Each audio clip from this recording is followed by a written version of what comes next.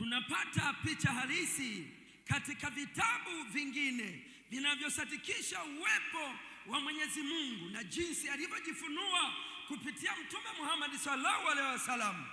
Tunasoma katika Qur'ani sura ya 7:54 ikisema, hakika Mola wenu ni Mwenyezi Mungu aliyeziumba mbingu na ardhi kwa siku 6, kisha akatawala katika ardhi yake. Amen, amen. Tunaendelea kupata ushahidi katika Qur'ani, kitabu cha Mwenyezi Mungu, Qur'ani 7:165 inaanza kwa simulizi, historia ambayo inaeleza hivi. Alianza kutoa kisa hichi kinachotoa ushahidi juu ya uwepo na kueleza habari ya Mwenyezi Mungu aliyewahi kutoa kwa wanadamu, akiwataka wanadamu hao kutambua siku hii ya Sabato, yaani Jumamosi, kuwa ndio siku maalum iliyotolewa kwa Mungu Mwenyezi kwa ajili ya kwa kuadhimisha usahihi wa ibada. Katika kitabu cha Qur'ani 7:163 anaeleza hivi: waliokuwa wakivunja sheria ya Jumamosi, ambao waliambiwa wasifanye kazi katika siku hiyo, wafanye ibada tu, na kazi yao ilikuwa ni uvuvi. Amen, amen. Angalia jambo hili. Kumbe manabii na mitume kwa ushahidi wa vitabu, hii inanipatia picha kwamba ukweli umewekwa katika vitabu, na wanadamu tutakapoamka na kuanza kusoma vitabu, ukweli juu ya Sabato kama Jumamosi umesadikishwa katika Qur'ani. Hebu tuangalie tena katika Qur'ani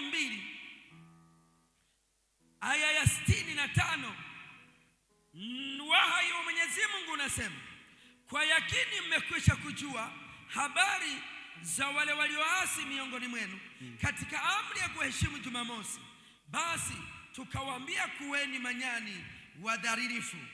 Aya ya 66, kwa hiyo tukaifanya adhabu hii kuwa onyo kwa wale waliokuwa katika zama zao na waliokuja nyuma yao, na kuifanya iwe mawaidha kwa wamchao Mwenyezi Mungu. Amen, kumbe amen. Vizazi vyote waliagizwa kutunza Sabato, yani Jumamosi ya Mwenyezi Mungu. Amen, amen, amen, amen. Sasa angalia neno hili, walikuwa wakivunja sheria ya Jumamosi ambayo waliambiwa wasifanye kazi katika siku hiyo, wafanye ibada tu.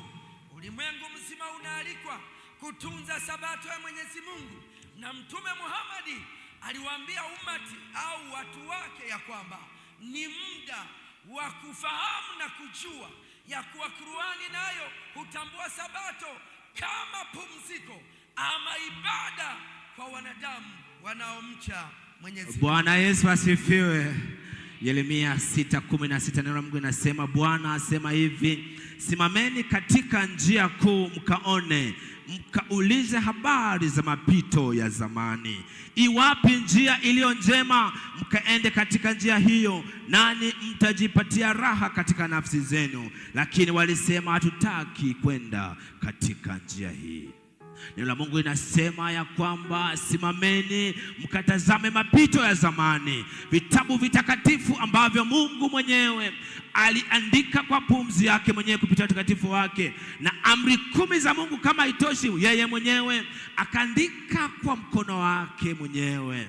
Katika kitabu cha Isaya, Sabato ilikuwepo katika Edeni. Sabato ilikuwepo kwa wakati wa kipindi cha Yesu, ipo hata sasa. Na Isaya, Biblia, kitabu cha Isaya sura ya 66 mstari wa 22 na 23, neno la Mungu linasema, kama vile mbingu mpya na nchi mpya nitakazofanya zitakavyokaa mbele zangu, asema Bwana, ndivyo uzao wenu na jina lenu litakavyokaa. Na itakuwa mwezi mpya hata mwezi mpya, na sabato hata sabato. Wanadamu wote watakuja kuabudu mbele zangu, asema Bwana wa majeshi. Bwana Yesu asifiwe. Mwezi hata mwezi, sabato hata sabato. Wakati Biblia imekuwa wazi katika amri zake ya kwamba yote yatafanyika, ndiyo kwamba hakuna nukta moja wala yodi ambayo itaondoshwa hali yote yatimie, ndiyo itakavyokuwa. Lakini ajabu ni hii hapa, ndiyo wakati Yesu atakaposhuka na mbingu mpya ikashuka, hakutakuwa na uasi, ni kweli. Hakuna ambaye atajifanyia sanamu ya kuchonga, ni kweli. Hakuna ambaye hatakuwa na uwezo wa kuheshimu wazazi wake kama amri inavyosema, ni kweli. Hakuna ambaye ataiba, atazini, ataua, atatamani mali zile, kwa sababu utakaso umefanyika. Lakini katika amri 10 za Mungu, amri ya 4, Mungu anasema hata mbinguni tutamwabudu. Bwana Yesu asifiwe.